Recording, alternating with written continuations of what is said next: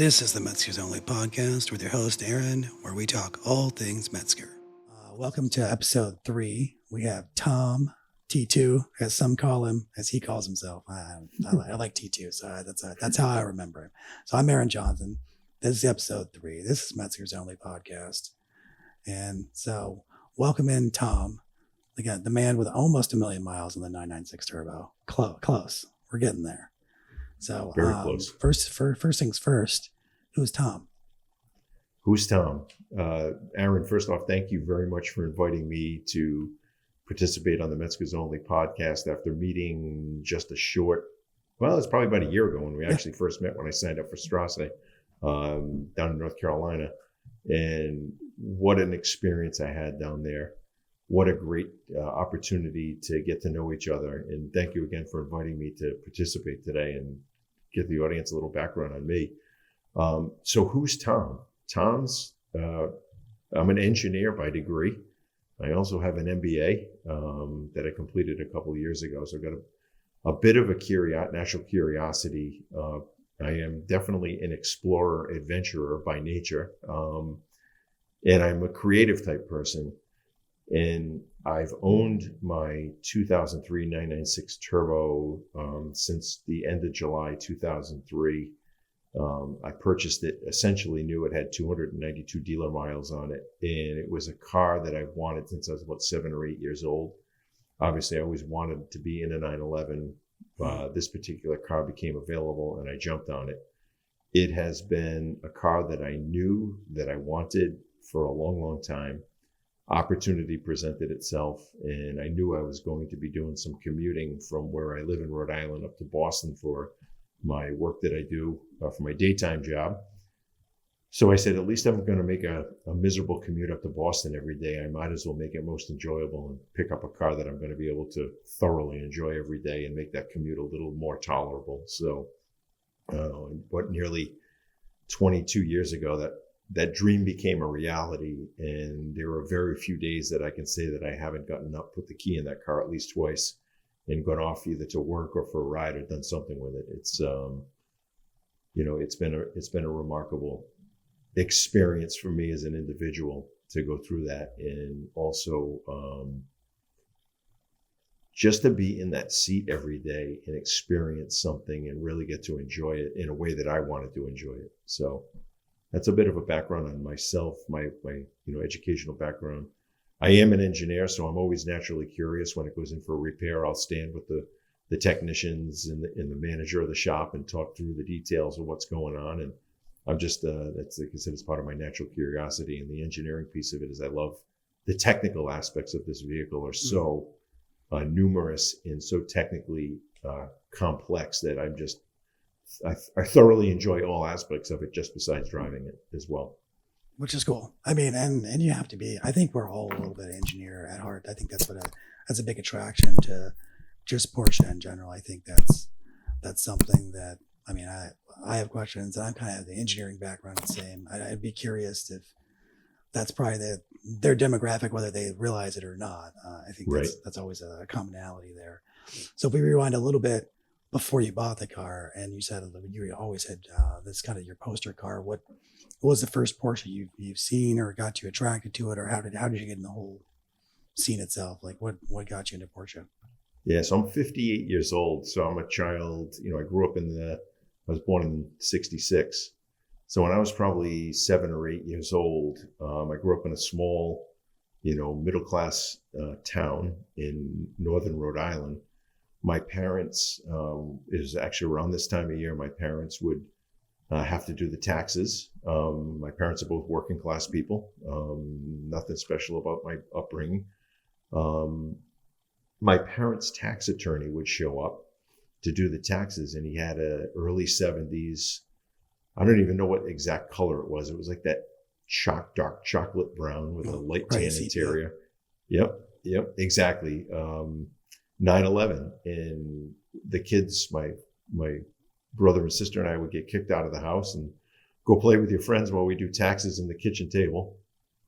And of course I went out in the driveway and I just literally looked at this car, and I looked at the the hood line coming up over the roof and down to the tail. And I'd go up and I'd look at the tires, I'd look at the rims, I'd look at the front of it, I'd look at the back of it. And I immediately fell in love with the design of this vehicle, the 911. And I was old enough where I could kind of like peek in and look over the windowsill, I should say, and look inside the car. And the smell, it had a certain smell that I can vividly remember.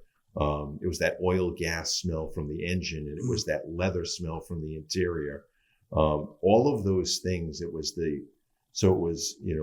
my nose, my eyes, the sound of it. I could hear it coming to the house and then leaving the house during the spring. So I became fascinated with the style of the car and the brand. And as life progressed, through elementary school into junior high and then subsequently into high school, this is going back to early 80s when I started high school. The big car magazines back then were Car and Driver and Road and Track. And if you go back in the history of Porsche advertising in the early 80s, in both of those magazines, they had numbered articles. It was like in the upper right-hand corner, there was a very specific number in a different color. And they featured, at that time, it was the 924s, the 944s were coming out. The 928 was just being introduced in the 911, and the 911 had all different varieties and different specifications with them. So they ran these articles, and I started buying the magazines and pulling the articles out of the magazines. And when I got to high school, the door of my locker was lined with all of these different Porsche advertising, numbered advertising. And anybody that grew up in the 80s probably knows exactly what I'm talking about, and maybe even people after that. And then there was in one of their articles, it was probably about a 4-inch tip to toe, and then 3 inches across a Porsche crest that I cut out of the magazine. And I think it was an advertisement that was either on the inside of the front cover or the inside of the back cover, because it's a very heavy paper, stock paper. Yep. And I cut this thing out and I hung it up in my locker in high school for 4 years. And lo and behold, I unearthed this thing after we came back from our trip down to the Great Smoky Mountains last September. And I went and had it framed, and it's going to be hanging up in my office in the not too distant future. Nice. I think it's helped it test the time. It's still got the same original colors to it. So the original setting for me was the car in the driveway at 7 or 8 years old, and then I became fascinated with the brand and the lines and everything about the car. And then it became almost like a manifestation for me of the brand. It seems like you had a vision board before they were popular, is what it seems like. Yeah, exactly. So, but it's crazy that when you're talking about the sensory of the smells and the looks, and you hit everything and sounds, and so yeah, they really hit. I guess with it hitting all those notes, it's never going to leave your brain, and then you continually making a visual representation, in the locker, seeing it every day, and then exactly continue to build on that. Yeah. It was just a matter of time. It was a matter of time, and I swear to God, it was all meant to be at the end of the day. So when you went, so now we can go forward. So now we know how it happened. When you went to get the turbo, was it always, were you always looking for a turbo? Were you just looking for a 911 in general? Did you know what you're looking for? How did this come about in 2003? Yeah, so it was probably, I was in a job back in the late 90s when the 993s were coming out, and I had so here's another thing I found I had, I think, a calendar in my office at the time, and I flipped over to whatever month it was, and there's a black 993 turbo, and I ripped that out of the calendar, and I've held on to that. I subsequently have got that saved from the late 90s, and I lusted for it was that whale tail, the wide stance, and there was something about that wider look compared to the early 70s 911 that I remember as a kid, where it was a narrow body, kind of stretched out a little bit longer. And when I finally went out on my own as an independent consultant in 2000, the 996s were just being introduced. And at that time, the 996 C2 came out, and I really liked the look of the car. I wasn't really in love with the nose on it, and I wasn't really in love with the tail on it, and it was the narrow body. And then all of a sudden the C4S came out, and I think maybe late 01, early 02, which had the wide body on it. And in the whole nose and fascia on the front of it was completely different than the C2. So I went and looked at one, and I was like immediately in love with it. And I looked at the price of those, and I looked at the price of going from that to a turbo. And you were in a six-figure situation at that point. And I said, for the extra money, I would be really, I think what ultimately the decision was is that I really wanted the extra power and the robustness of the turbo engine. And I said, if I buy a C4S, I know I'm going to be back at the dealership in 6 months getting a turbo. Yeah. So I held out and waited for the turbo. And I called a favor into a friend of mine who's a former mechanic that I used to use. And he's very close friends with who was the lead tech at the local dealership where I bought the car in Rhode Island. And I talked to Pat and I said, can you tell me about the turbo? I said, what's the story with this engine? Is it reliable? Is it robust?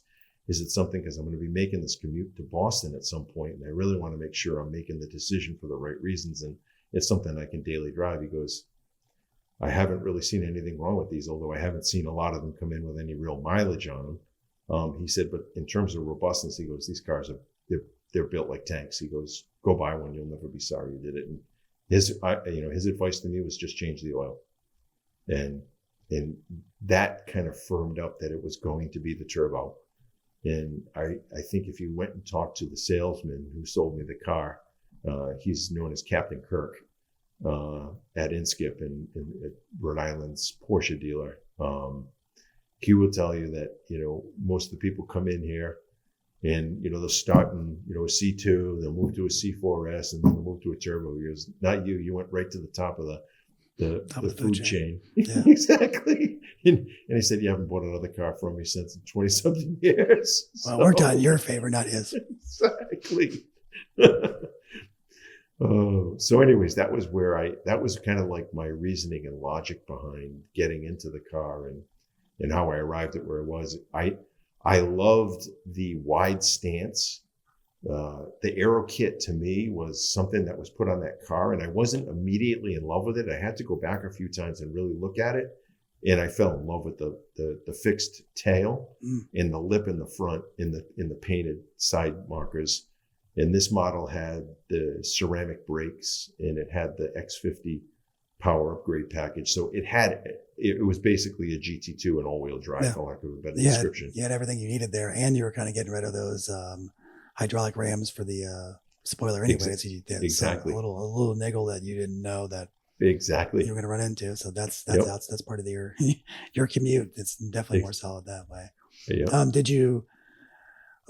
guess you were looking for the all-wheel drive. That would make the most sense up there. And if you have some snow, like you probably I needed all-wheel drive. That's a great point. I needed all-wheel drive because I was going to drive it in the winter. I bought a set of dedicated rims and snow tires, and I drove the car for about 18 years in New England winters. I've taken it through as much as 10 inches of light, fluffy stuff in a 2-foot high snowbank. And I will tell you, the car, it's probably one of the most capable snow cars in deep snow that I've ever driven in my entire life. It is absolutely a force to be reckoned with in snow. I've never felt so comfortable and so stable in a car. That says a lot about the mechanical four-wheel drive too, because it's really, really the early stuff for those cars. Very robust in snow, in all kinds of snow. So I've had, and again, I preface that with, this is on a good set of snow tires, dedicated winter snow tires. You cannot drive it on all seasons. Oh no, that's or even, if you're in a God pro forbid, tip, on summer tires, you'd be in deep 100%. sneakers, as I like to call it. The pro tip, and if you're in any area that snows a good amount, snow tires, winter tires, like don't try to do all seasons. You'll be sideways. Not only be sideways, but you'll be very disappointed in how the car feels. Yeah, in all conditions. Yeah. So I agree with that for sure. So did you drive other things beside the turbo, or you just went straight? Once you figured out the turbo was a thing, you just went turbo. It was literally the when I saw the aero kit, it had the kind of that stance, that wide body stance to it. And then I really fell in love with the front nose on it. Like I said, it was very similar to the C4S. As soon as I saw it, I fell in love with it. And I said, that's the car. That's the one. And silver and grays are kind of my favorites. And this one is Arctic silver. So that's cool. They have all the check boxes. Like exactly. You probably weren't thinking about it at the time. You're just like, well, that's kind of cool. That's kind of cool. Right. And now you're like, well, I couldn't have built it any better unless you had a GG2, and that doesn't take much for those cars either. That's you right. Really want to make it, but it wouldn't have gotten you back and forth in the snowy commute either. So yeah. What's gotten you driving all these miles? Besides outside of you could have just done the commute and you probably wouldn't be near the amount of miles you were. So you obviously like to travel and go do things in this car. So what had you start? Was there a point where you're like, well, I've got 150,000 miles. I might as well just, put a lot more on there. Or what was that mileage point where you started like, well, a million, when that could be something. Where did all this spark from, I guess? It wasn't intentional. I didn't buy the car to put 1 million miles on it. It was just something, I call it, I bought the car solely to drive it.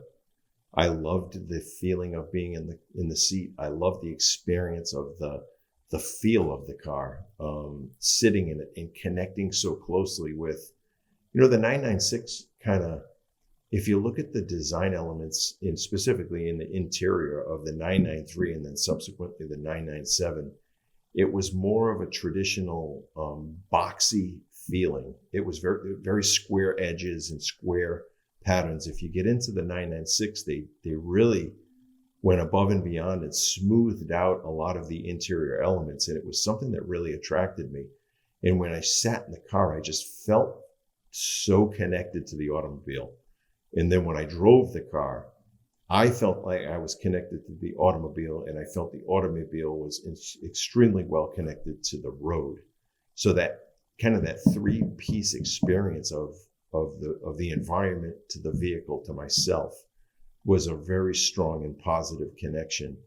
And every time that I drove it, I got that same exact experience. And I like the fact that the 996 has, number one, it's a 3-pedal car. It's a manual transmission. So I love that experience of a 3-pedal car.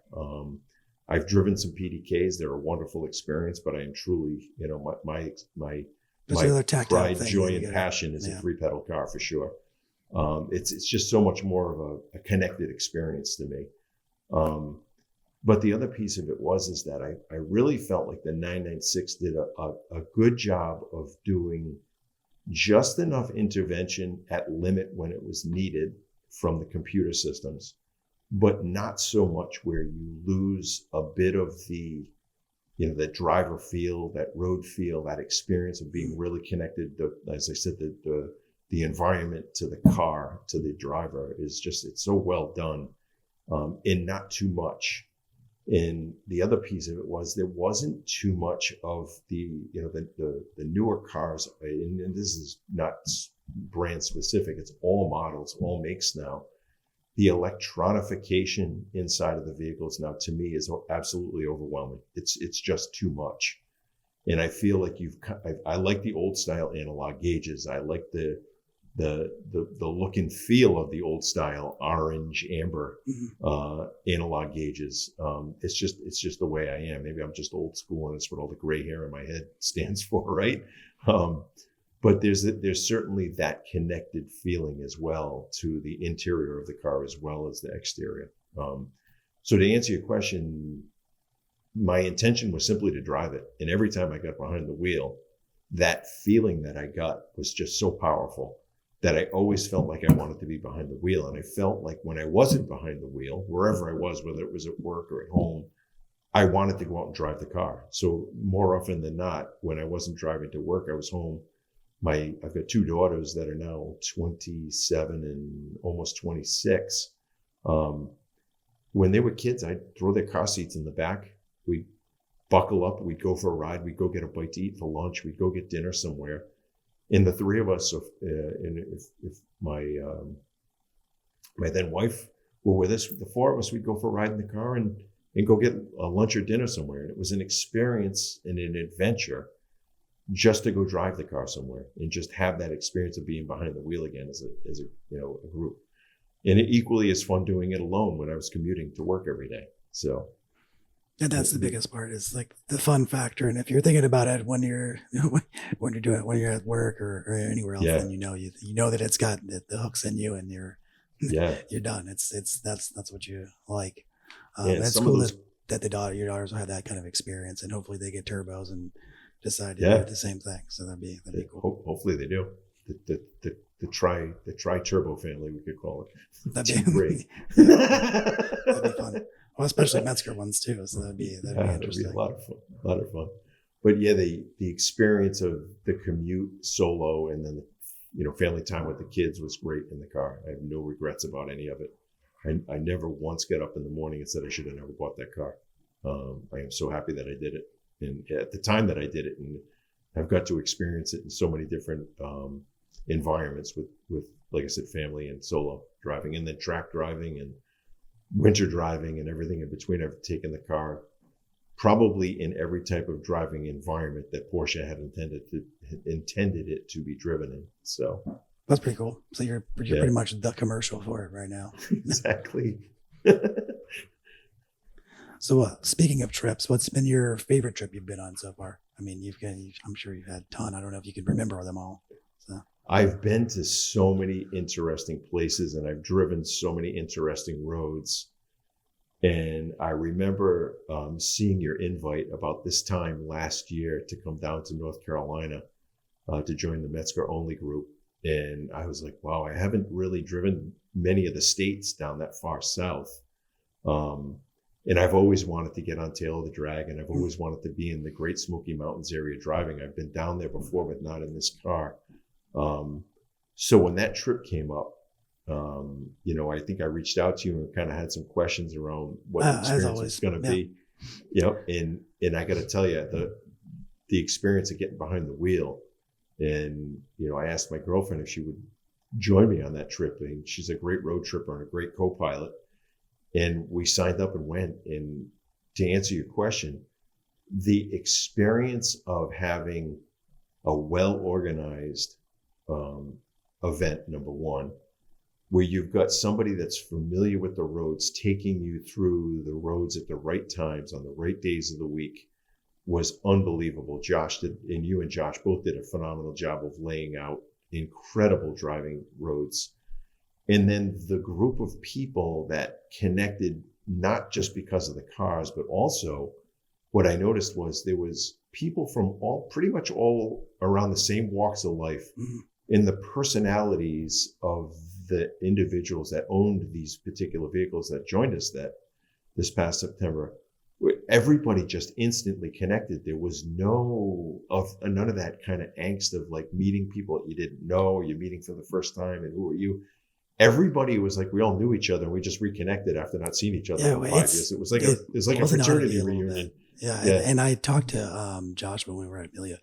And he's like, this group chat is still going on. And that's what I was telling him. He's like, yes. He's like, I don't understand it. He's like, I haven't seen this happen at anything that he's done. I was like, I don't know. I guess we just get good vibes, and then, just we all get along, and that passion runs deep. And then, like you said, I didn't know what to expect either hosting it. Nobody knew. You don't know what personalities, and you can only, have context through email and, text. That's right. Like, okay, this person could be cool, or this person's going to be, got to be ready for an obstinate personality. And mm-hmm. You just never know. And then it turned out that, it went better than I expected. And that's why we're doing it again this year. So I'm glad I remember. So you never been up there. To answer your question, the roads down there were by far my favorite driving roads. And I've subsequently found a couple of others up around the New York Catskill area. There's you were saying roads. And then Hawks Nest Highway that runs along the Delaware River is another memorable road. And then there's a set of roads in southern Vermont, around the Manchester, Vermont area. I think it's Highway 313 or 314, 7 and 7A form a loop. And I think it's 313 or 314 is called River Road. And it's a banked trucker road from way back when along a river. And it is, I'm just going to tell you, an incredible experience. Or so I thought. until I went to North Carolina and I experienced the roads that we drove on in September, and I was absolutely blown away. I left there and said, those were the best roads I've ever driven in my entire life, or entire 700 and some odd thousand miles at that point. So. Well, it takes I mean, and it's not just the roads, too. I mean, you have to link them together too also helps. And Oh then my God, not just going by yourself, because I think even I did a couple of things for a few events like way before this, like by myself, and I thought, I'm driving pretty quickly. I know where I'm going, kind of GPS, right, and then having a leader and having people that have lived there and breathe it, and do right. several rallies, and that makes all the difference from the capability. And that's the other thing for doing the Mezgers Only side, at least in my mind, was if you got a group of turbos and they're following each other, they can like maybe be a little bit more confident and fill out the car more than they would. Think, okay, Right. this person went into a corner like this. Well, okay, I probably should be able to carry that speed, and then That's right. that sort of thing. And then, yeah, the I've been on not 700 some miles worth of roads, but I would agree. Right. Like these just seem to be well maintained, like just good curves. They're the driver's traffic. roads. It's third and fourth gear, driving the car the way the car was meant to be driven, and enjoying it at a point where you're not so far on the edge, where you're nervous and you're well in control and you're having fun in maintaining a safe environment for yourself and everybody else that's on the road at the same time. Truth be told, every time I told somebody I was going down to Western North Carolina to drive, the first thing, you're going to the Dragon. And there was an experience that I hadn't expected at the Dragon, which became evident because the way we came in to the event was we had to come in on the Dragon. Yeah, and I didn't even know that I was going to be driving the Dragon on the way there. And when I got to the Topoco Lodge that first night, and of course everyone was already there I think they were the last ones to arrive. The Dragon to me was an interesting road to drive, but definitely not my favorite road to drive, because what Exactly. I found was, I told everybody the same thing. I said, you got to go drive it once, or at least drive it a couple of times. But at the end of the day, I said, you are literally on edge, blind corners for the entire ride. And I said, quite honestly, the most fun thing that I found out after I did the second run on the Dragon was that it's a second gear throttle control.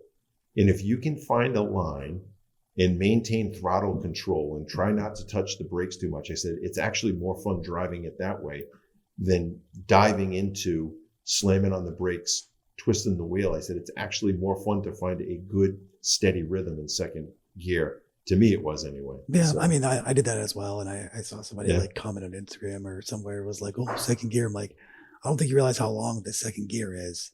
It Right. definitely can get up there, and then by the time you're winding that out, I mean, you're up there, and you're definitely at the speed limit. That's Yeah. supposed for sure. But the I other thing agree too with is that. by the I mean, time you upset the car's that's the dynamics other by part. going into third gear, you almost immediately have to come back to second gear to get around the next corner. So it Yeah. was literally second gear throttle control driving, which was a lot of fun to do. Yeah. But by far not my most favorite road down there. I think the Sherrill Hall Highway, Oh yeah, or Skyway, I should nice. say, Yeah, was nice. And one the of my big favorites. sweepers. Yeah. And you can get, because So that's nice. That's another thing where you can just get up to speed and maintain it. And it's Yeah. some good speed. And since it's been redone, it was redone not long ago. Yeah. So there was no gravel. It was clear. Yeah, we didn't have a clear ride on the way back. We had a little bit of a police escort on the way back, but Yeah. well, we didn't know. We're like, is it a cop? Is it not a cop? We just chilled. And that guy leads me in like to this year by why I extended another day was for the people that are new and find these roads and we're not out there for hours on end and they're tired by day two. The Right. whole idea is to like hit those roads that you liked in the morning. And if you Right. want to choose your own adventure and just like head back to the Topoco Lodge, go ahead. Like Right. it's that sort of thing. I think that, Yep. I think that'll evolve the event. I know it's a little Yeah. bit longer for people to come out and hang out, but that's another thing too, is, I would always like to have a capstone thing for an event. Like if there was a, Yep. Road Atlanta race or something like that we could do together as a group. I think that's another bonding thing, but it's Oh, also more absolutely. planning. And then if you don't live near Atlanta, it doesn't make sense. So I was like, well, That's right. we're already there. we'll just That's do exactly another right. day and find some roads. And then, so we're doing another, like a completely new restaurant and some new routes that we didn't do That's last awesome. year. So That's awesome. there's some things where I found that it's like you can't drive at like 35 miles an hour at the end of some of these roads because you're so cliff facing that's jutting out. Yes. Yeah. But it's Sounds like crazy views. Yeah, I was going to say that sounds a lot like I would say the New York side of the very first part, southern part of Hawks Nest Highway, where you've got a 200-foot rock cliff on one side of you, a 2-lane highway that is basically a snake weight carved out of the rock cliff, in a 500-foot drop on the other side of you. So it is you're up on a panorama looking out, and the views are just phenomenal right down to the Delaware River. It was crazy, crazy fun. So the only thing I hope this time is like from the difference between when we went and then the last time was just the traffic from all the hurricane traffic got diverted. yeah, So hopefully yes. that is things are Clear getting this. rebuilt, and Yeah. highway or Interstate 40 out there is hopefully getting its way back to normal, and we lose that traffic that I found the last time I was out there. And it'll be September, which is better than August, I think, for heat. Oh, it's perfect. Absolutely. It's funny. I had going to a place where you've never driven and not knowing the roads at all is always a harrowing event when you're driving with a group of cars and you're having fun driving and you don't really know where you're going. So the guide piece of it was wonderful. But I have to share with the audience that I had an experience at a track up here in New England. God, it had to be, I would say 7, 8, 9 years ago. I went to a track that had just opened up called Palmer Motorsports. It's at the intersection of 84 and 90 up in this kind of central Massachusetts. And the track was twice as many turns that I was used to doing in about 3/4 of a mile. It was about a half a mile longer than Lime Rock, which is where I've done a lot of experience driving at Lime Rock. So I'd never been to this track. It's a much longer track, and it had twice as many turns as Lime Rock. So when I got on the track for the first time, I run intermediate group with the DE events. It was so intimidating to be on the track and trying to figure out the line and where the car was settled and what the suspension dynamics were doing, where you're supposed to be on throttle, off throttle, on brake, off brake.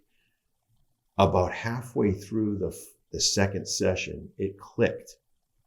I started putting corners at that track at Palmer in light of other tracks that I had driven. And I was like, oh, this is like Big Bend at Lime Rock.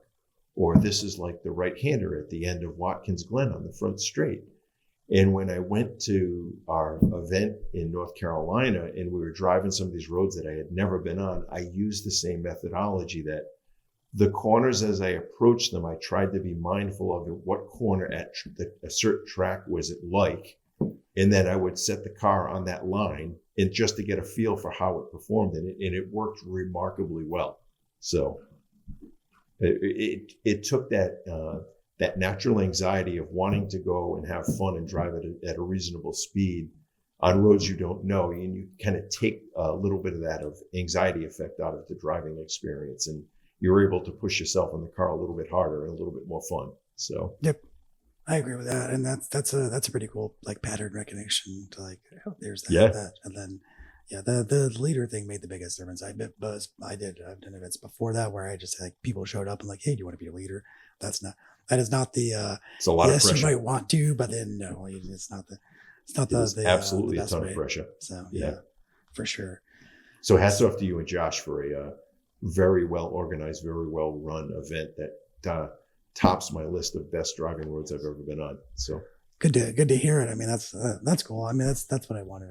And I knew, like I want to fill the lodge up, but if it takes me 5 years to fill the lodge up, it's going to take me just to get the event out there, and people to join want to join it. That's cool. Yeah. But I knew if I did it with a smaller group, if I didn't do it that year with a smaller group than what I wanted, that it would never be a thing. And then here we are. So that's just going to be something. It's just going to be a thing. So we'll see That's where right. we go out for. I don't think we're going to max the lodge out this year, but I think we'll have about the same amount of people, maybe more. Yeah. So I'm looking forward to it. Looking forward to the different layouts. So I can't wait to hear that it went well for you for your first time. Oh, it was extremely well. And Cheryl, Favorite your roads. favorite, so we'll have to. So the expectation's high for next year. Oh, well, by I the way. More of the favorite it'll be roads. some of the same Part things 2. you like. Exactly. So there's that. So we know that. Reinforce that experience all over again. Yeah. We're gonna do. We're already looking at different pull-offs and stuff than we did last time too. Yep. And I still have to nail down the media team, but there's a media team that has a full like camera on car situation, so Nice. we can get some good promotional footage. Live footage. Absolutely. I'm gonna be up that way next month. Actually, I'm gonna because of my birthday, so I'm gonna go up there Up in New early England? and do a little scouting of roads. Well, kind of not really scouting. I already know where I'm gonna go. Oh, you're going to be up in North Carolina? Yeah, up in North Carolina. Oh, yeah. nice. And I'm gonna hit the MIDI, so that's the HSR race for Road Atlanta. Sweet. There'll be some see all that stuff, but yeah, Enjoy. do some drone flying and capturing in my car, and we'll see who turns up. So Can't wait to see it.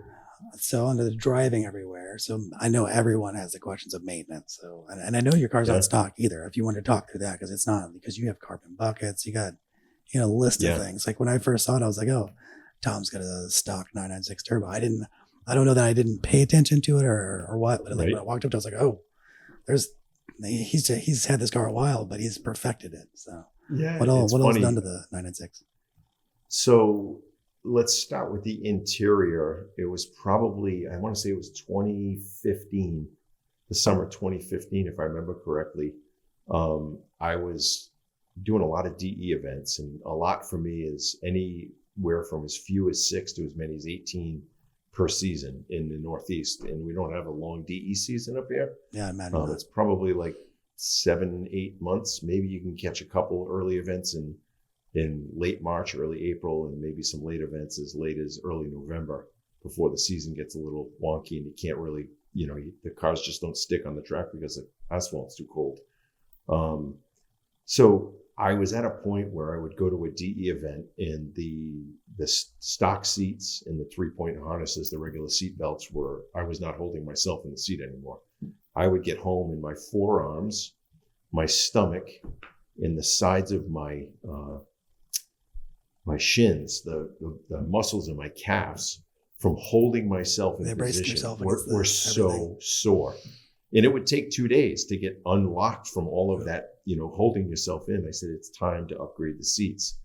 So at that point, the 997, I believe it was, GT2s, GT2 RSs, GT3 RSs, and GT3s were coming out with these 2-piece carbon fiber bucket seats.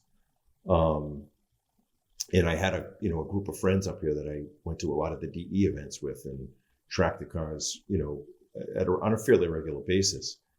So I started calling around. I sat in those seats at the dealership locally, and I loved the feel of the seats. There are zero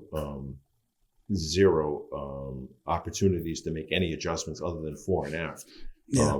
So it's really about your leg length more than anything else. And in your seating position, the back of the seat folds forward, which I really wanted. So I could still, use them to put stuff in the back seats. I didn't really love the 1-piece carbon fiber bucket seats that came out with the 996, 996 GT3s. Yep. I didn't like the halo. It was too big for me, and it was too blinding for me because I do turn my head to try to double check. I don't just trust my mirrors on the track. Especially if you had a helmet on too, I can imagine that you'd probably be hitting that. Exactly. So I wasn't a big fan of those, and I wanted something where I could get into the back. So I started looking around at pricing on those seats, and I want to say at the time they were $4,000 a piece, which is a lot of money for a seat. But they were factory seats; they bolted right in. And ironically, I found a used Techquipment stainless steel half cage to put in the back at the same time that I got a really good deal on. So nice. That package came together and got installed as one working element, which worked out really well for me. I put the 6-point harnesses in, so I was able to go to the track now and really cinch myself into the seats. At that point too, I had done the suspension in the car. I had KW Club Sports, 2 sets of KW Club Sports, and have subsequently gone to a Bilstein PSS 10.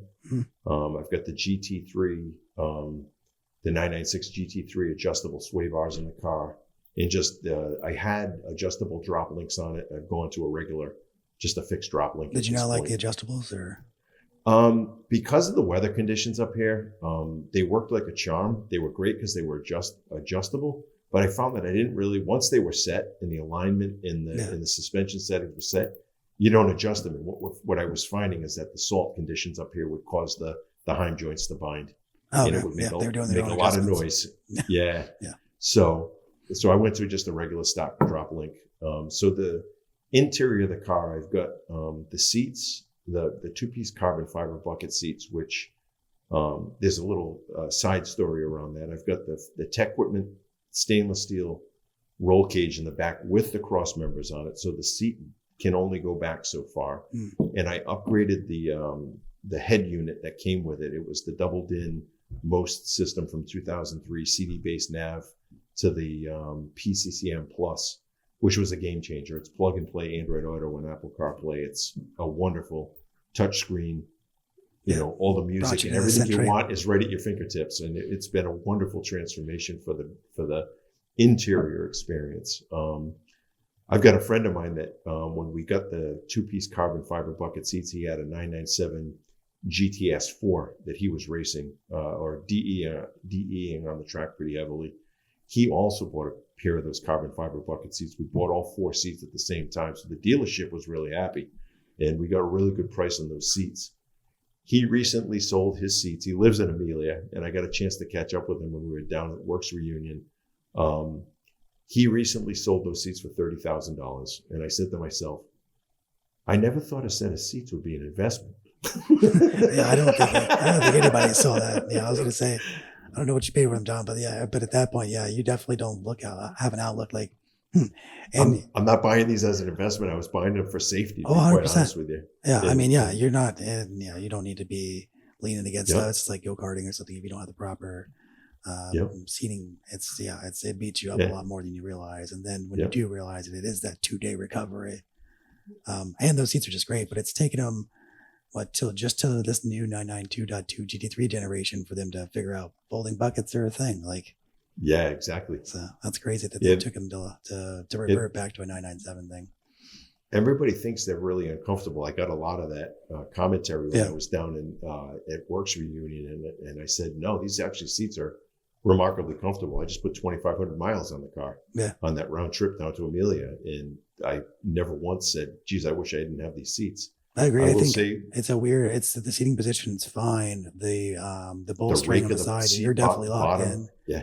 Oh, I'd say the foam is softer than you think it is. That's how to describe it. And then I've sat in the newer gen, I guess the in-between gen now for the 991s, and I'm not a fan, only because I feel like it was made for too many people. I don't know if they tried to solve it for too many people at once, like size difference. But I didn't fit. I don't fit very well in them, and I feel like I moved around a little bit, and I was like, So that kind of rounds out the interior modifications that I've done. On the exterior, we talked about suspension. I did pick up a set of GT2 width rims that the car sits on. And I think I've got 7mm spacers on all 4 corners, so that the wider tire is it just makes the car sit and stand nicer to me. It gives it that wide body a much nicer look. But I will tell you the tire sizes for the GT2, the 235s up front and the 315s in the rear, those tire sizes were made for only one car. There's no other car that fits other than the GT2. So the good news is the tires are still being made. And hopefully they will be for the foreseeable future. But we did have an experience. God, it was probably 12 years ago. My wheel guy up in Natick, Jeff Orlinsky at Wheel Dynamics, we couldn't find tires. Michelin at the time, I think, was transferring molding from the PS2s to the PS4s. Mm. So all the stock on PS2 was out, and I was on slicks in the back, and the car was undrivable in the rain. There's no other way to say it. It was just bloody frightening to drive in the rain. So he reached out to all of the local dealerships, the major dealerships in the United States. Nobody had any in stock. We talked to all the major tire suppliers. Nobody had them. So on a whim, he called a buddy of his in Italy, Stefano. And Stefano went down to his local tire dealership. They had four rare tires in stock. So we had tires shipped from Italy to the United States, and we threw them on, and off I went. And I got another year and a half out of factory tires until the inventory came back on the PS2s. So everybody's probably wondering where you got them. Exactly. No big deal. Yep. And then in terms of the engine, it's basically a factory engine. I've done nothing to the engine itself. It's all factory components. The intercoolers were replaced with Protomotive, very large intercoolers that help the car breathe so much better. The blow-off valves on the intake were replaced right after I got in the car. The factory units had this weird howl to them. Yeah. And I ended up replacing them with Bailey, I think was the name of the company back in the day. I'm not sure they're even in business anymore. So those were replaced. And then I put a tune on the car from Softronic about a year ago. And I can only say that the power in that car is explosive at this point. It is absolutely phenomenal. Yeah, the tune will wake it up, especially with those intercoolers. You should be deep in the fives, if not six. It's unbelievable the depth of power that you feel in that car, and the push into the seat, the thrust in the car and the G-forces is just absolutely phenomenal. Knock on wood, the car's running like a world-class champ right now. So we did all the diverter valves is also something I heard that fails on those as well. So that's probably a good thing you got those done. And then intercoolers is just a good G-Wiz thing. It's definitely cheap works horsepower. Yeah, it's really cheap horsepower at the end of the day. So in terms of modifications, I think that's about all I've done. Stock shifter? Actually, no. Thank you for reminding me. 997 turbo shifter. Okay. The stock 996 shifter was pretty long of a throw. Mm. And when the 997 turbos came out, they came out with a stock turbo shifter, and then there was a short shifter. I had sat in a car that had the short shifter, and it was actually too short for me. Okay. I liked the feel of the 997 regular turbo shifter, and that was a nice. So I put that in, and knock on wood, I've never had a problem with it. It's been a wonderful modification. Thanks for the reminder. Do you still have the clutch assist, or did you do the slave cylinder clutch where it removes the softness? It's got the hydraulic clutch assembly still. Yeah. So I just wondered. Yep. Yeah. The experience of a GT2 clutch in that car with the amount of driving that I do specifically in Boston traffic would be, my left leg would probably require a different pant leg size than my right leg. Yeah, you'd be a little off proportion exactly. For sure. I didn't think about that, but I was like, oh yeah, they do intend if somebody's going to drive it. And then now I remembered who I'm speaking with. So that makes all the difference. And then oil, you said you just do Mobil 1. You've been done that the whole time. Yeah, I've used Mobil 1 exclusively from day one. There was a very popular question down at Works Reunion. Like everybody that stopped and like, what do you do to keep the car running? I'm like, change the oil every 5,000 miles religiously. And they're like, what do you use? What do you use for oil? And I'm like, Mobil 1 040. And there are those that say Mobil 1's the best thing since sliced bread. And there are those that swear that Mobil 1 is the worst oil in the world. And I say, well, I've got 729,100 miles of pretty solid proof that Mobil 1 is an incredible oil. And I tell everybody, there's been a lot of talk way back when, God, it was probably 10, 12 years ago. A lot of people were talking about going to like I think it was a 2050 weight oil. Yeah, that's what I've heard, which is normally more of a race. Had more molybdenum or phosphorus or something in it that was better for the cars. And I always said, like, when we took the engine apart, more out of curiosity, the internals were flawless inside the car with 040. And I said, there's the answer. I mean, I've got data and pictures to prove that just drive the car, change the oil every 5,000 miles, and use Mobile 1040. It's the best. It's liquid gold. It's probably saved the inside of that car, the internals of that car, from anywhere at all. I mean, 383,000 miles, in the valves, the heads, everything in the heads, were mic'd out as factory new. Yeah. The Nicosil liners in the block still had the hatch marks from the original machining that was done to them. In the bearings, the journal bearings for the crank were maybe one or two had what I would call light shadowing, would be a strong statement. Basically the internals of the car were factory new. There's no other way to describe it. So my spin on oil is drive the car, 5,000 mile oil changes, Mobile 1040 as the spec by the factory. A lot of really smart engineers. Yeah. Your coolant lines, have you had them redone, pinned, welded? I did. So the coolant lines in the 996s were a known leak point on many cars. I had never experienced that. When we took the engine out at 383 to do turbos and reseal it, and ultimately took it apart out of my more engineering intellectual curiosity, we decided to have those welded at the time. So, but they were never a problem up until that point. So, I know when my dad had his done, you couldn't tell that there was going to be a problem, but when you took it out or when the motor had dropped, you were starting to see some separation on top so it was burning off. You weren't getting any smells. You weren't getting any leaks. So but definitely. Yeah. And then everybody's in their own camp. Somebody I posted like the pinned or weld t-shirts, and somebody was like, I didn't do either one, or like, I'm like, okay, that's fine. Roll the dice all you want. I've seen plenty enough people lose their coolant that I know personally. That I was like, all right, I think I'll just do this safely, especially heading up to the mountains and tracking as much as you do. It makes sense. Yeah. Like I said, at the time, it was more preventative measure, the right thing to do while the car was apart at that point. So I got one of the, I don't think I should. I don't know. You've probably seen these at a couple Instagram posts, but I got some. Oh, I love it. Some Mobile One swag for the Strasse group. Can't wait. No. What does your license plate mean? TT69. I know Another everybody comments on that too. Very prominent question from Works Reunion. Everyone's like, what's the TT69? Is it twin turbo? And I'm like, no, it's my initials actually. It's the TT. And then like, what's the 69 for? Is that when you were born? I'm like, nope, I wasn't born in 1969.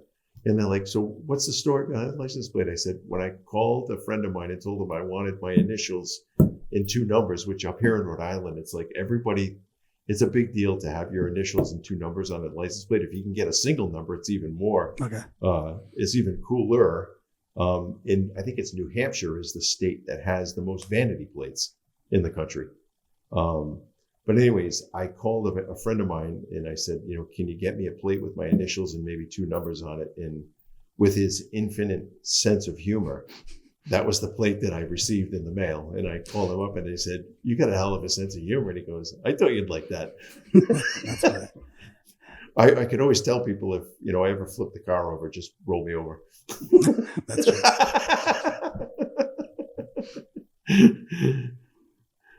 Man. Well, I think that's everything I wanted to get out of it. Yeah. Everything I wanted to know. So if you have anything, any tips or advice you want to share, besides change the oil every 5,000 miles? I tell everybody, I'm a person that, and you heard me at the beginning, I really enjoy the experience of being connected to the car and driving the car. And I'm one that bought the car to drive the car. And I think if I look back at the experience of both the Strasse event in September, and then fast forward to Works Reunion earlier in March, I'm extremely humbled at how many people know about the car and just look at me and say, I can't believe you've done what we all want to do. And I'm like, I simply bought the car to drive it. And I told everybody, I said, this may sound a little silly or just, I said, but I'm really humbled by how many people have reached out to me.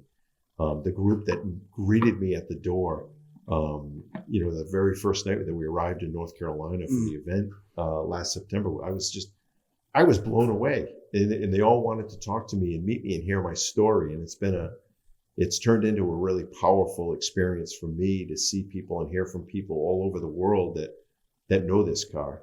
But I tell everybody, go get in the car, go turn the key, go for a drive, go enjoy it the way it was meant to be driven.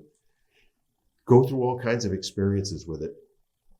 Take it to the Cars and Coffee, take it to the track events, take it out on a nice day, take it out in the rain.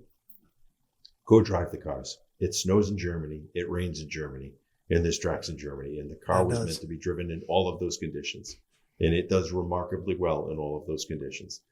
And everyone says to me, how have you maintained it so well? And I said, it's gotten to a point where, it was probably around year 6 or 7 of ownership where maintenance was kind of more of a corrective maintenance activity, to now it's almost like predictive and preventative maintenance, where I'm doing things before they're necessary, before something happens. Like, there's oil changes on the transmission and the front differential that I do at every 50,000 miles that I've done since day one. And it's been wonderful.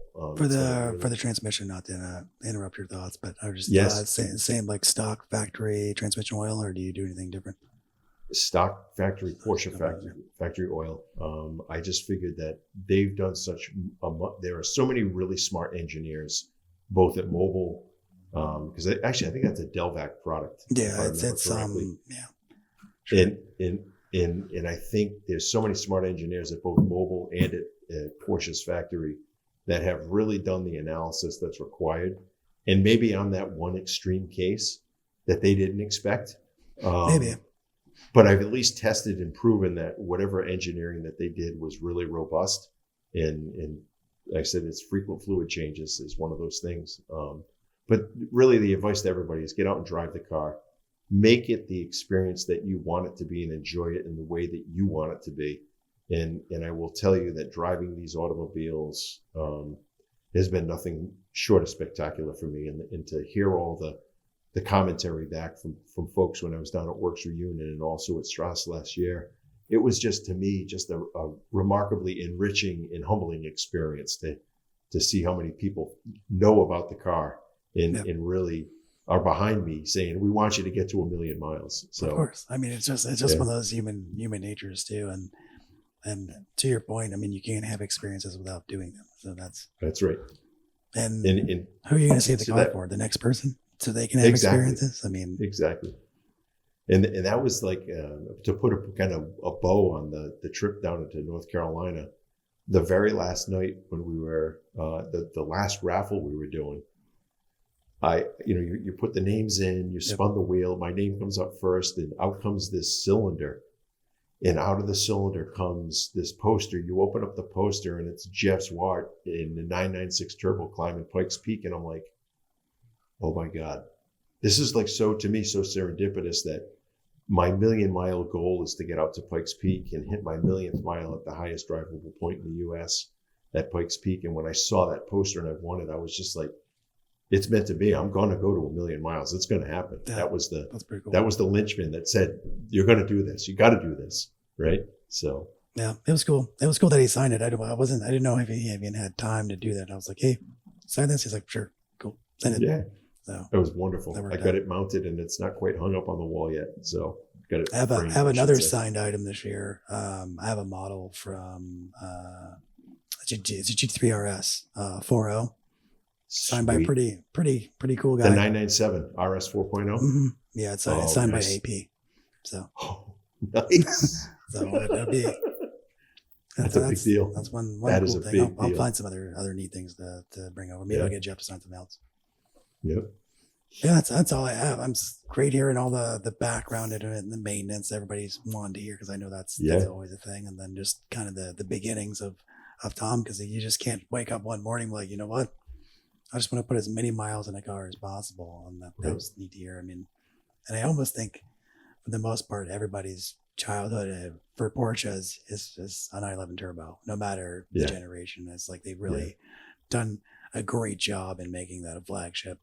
And everybody's like, that's the one. It is those wide hips and then the sounds and the smells. And so it gets to all of us.